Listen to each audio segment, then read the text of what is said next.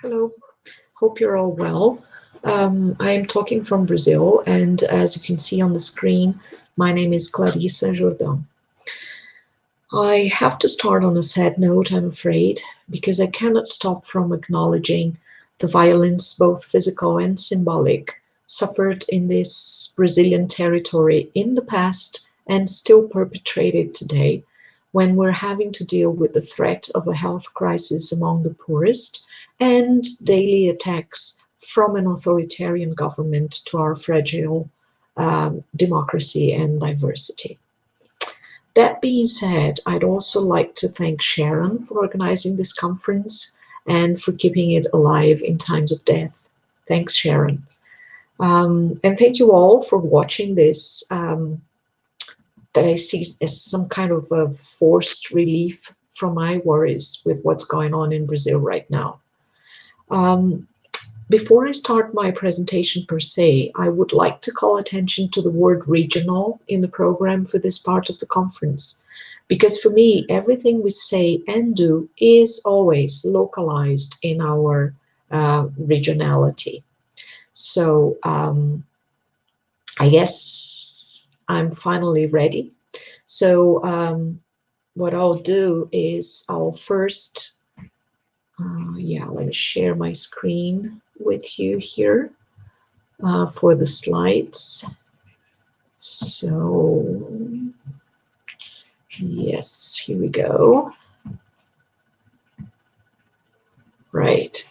So what I'll do is I'll first talk a little bit about how I see my locus of enunciation, that is the context I speak from, including my theoretical perspective, and when I look at it, especially when I look at internationalization of higher education, and then briefly refer to one initiative that has inspired my research on internationalization of higher education in Brazil, and mainly in terms of my methodological approach to the research. So I am from the tip of Brazil, the end tip of Brazil to the south, where we have parallel systems of private and public higher education. And by public, we mean totally tuition free.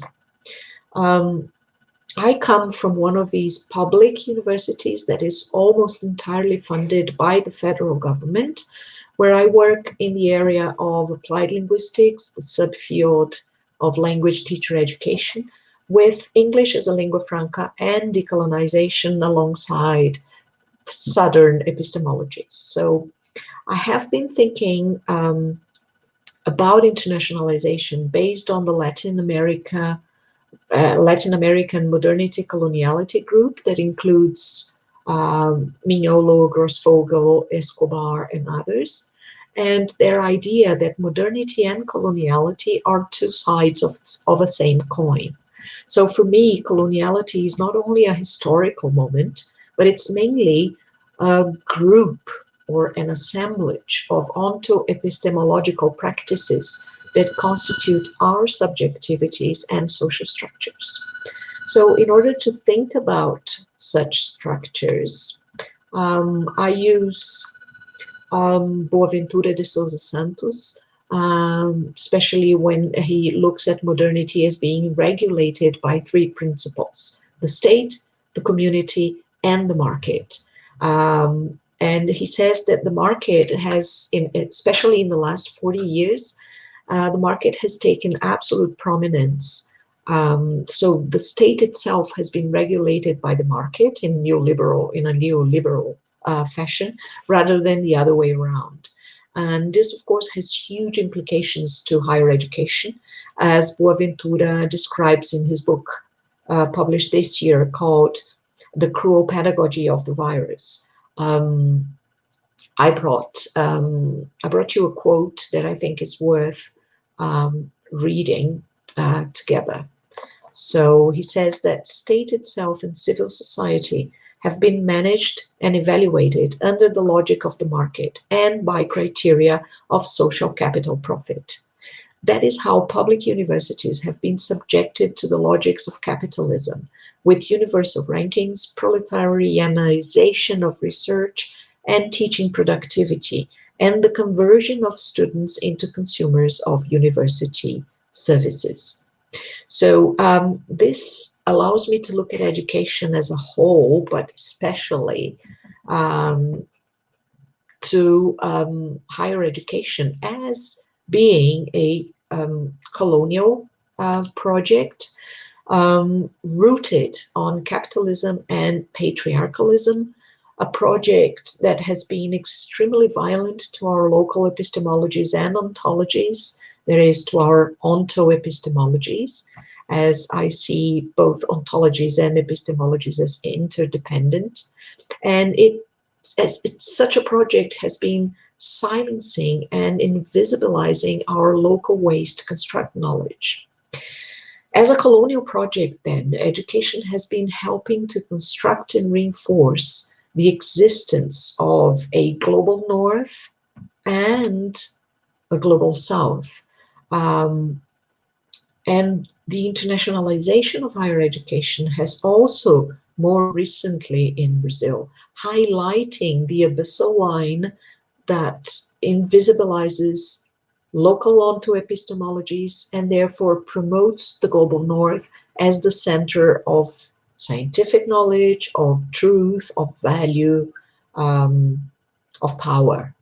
So we kind of need to arise from the ashes we find ourselves buried into. And I think that this can be inspired by what Oliveira and Candau, two Brazilian decolonial scholars, describe as a decolonial project. They say that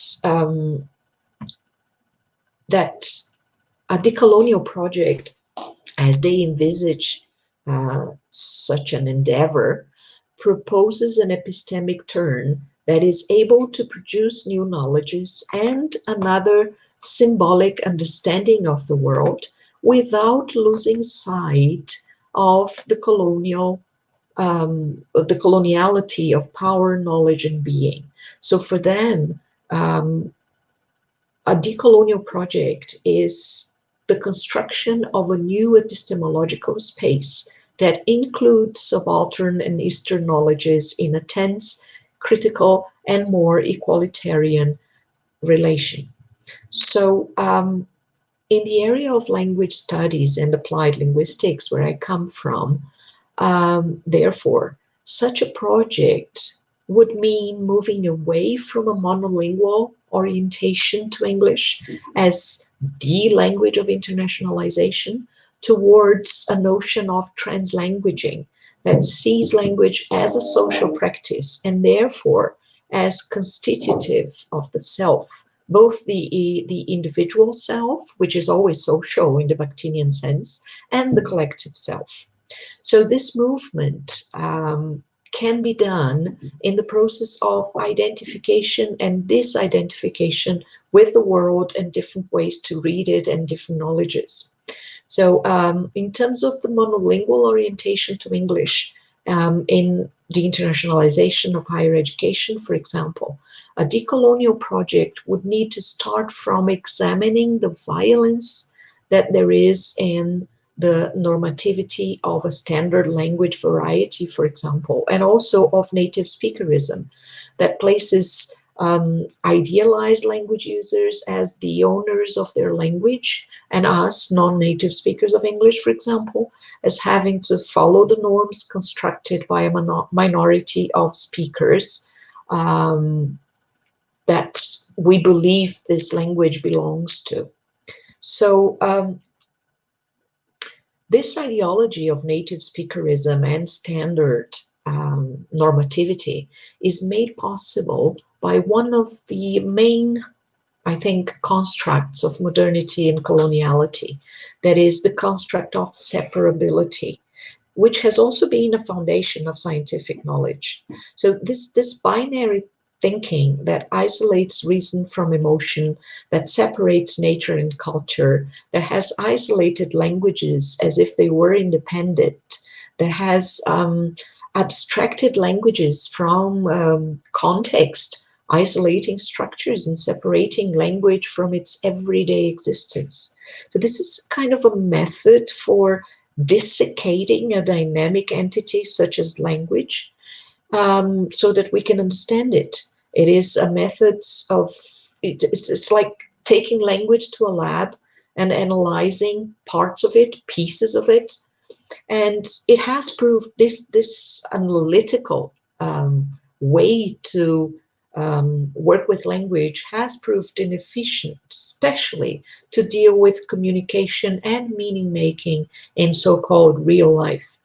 So in applied linguistics, many of us in Brazil have been resorting to the concept of repertoire in order to grasp how meanings are created, produced, attributed to texts. We have been resorting to the idea of assemblages of meanings, which is the idea that language repertoire brings some sort of relationality to the fore and focuses on how people use the resources they have available in order to construct meanings. So when we translanguage in internationalization, therefore, we move away from the analytical abstractions of modern science and gaze into the world as being constituted by assemblages of embodied connections and indisciplined or transdisciplined approach, an indisciplined or transdisciplinary approach, never, of course, losing sight of our locus of enunciation as a way to turn the certainties of modernity into moving sense. So when I look at internationalization of higher education critically, I am bringing together the concepts of decoloniality and of repertoires in translanguaging and devising basically two initial movements that I think we cannot do away with. The first one is the recognition that we are implicated in the violence of modernity when it desiccates languages that constitute us into smaller parts and then loses sight of the relationality and interconnectedness of body and language, for example. And two, the need to look for an alternative to method rather than alternative methods to make science, to relate science to people, to understand interconnectivity, and to keep diversity alive. We also need to be constantly reminded, I think, that both these movements will and do face strong resistance, both from ourselves as we are constituted by modernity and from institutionalized knowledge, which is a kind of knowledge that usually cannot envisage other forms of meaning making than the ones it has already legitimized. But I think there have been attempts to do things differently, besides our own attempt here in this conference. And I'd like to mention one of them briefly here.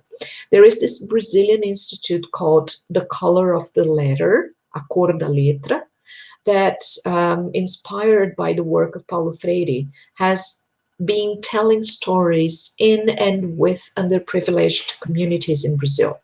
So they assume that that narratives are fundamentally important. They're crucial in people's lives. And by telling and discussing various stories, from fairy tales to chronicles, with these communities, they help them build some sort of a sense of identity, and also helps them share their identity building processes with one another in a kind of adaptation from Paulo Freire's circles of culture. So this has been helping people to understand who they are becoming, where they came from, and which possible futures are available for them.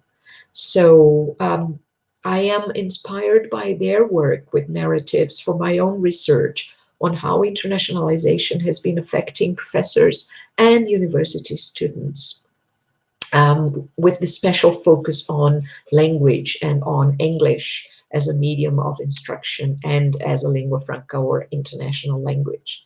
So I have been asking my research participants to tell me their stories, their tales of relationship with the English language, and how and I have also shared some of my stories with them. And I guess we're all learning from and with each other.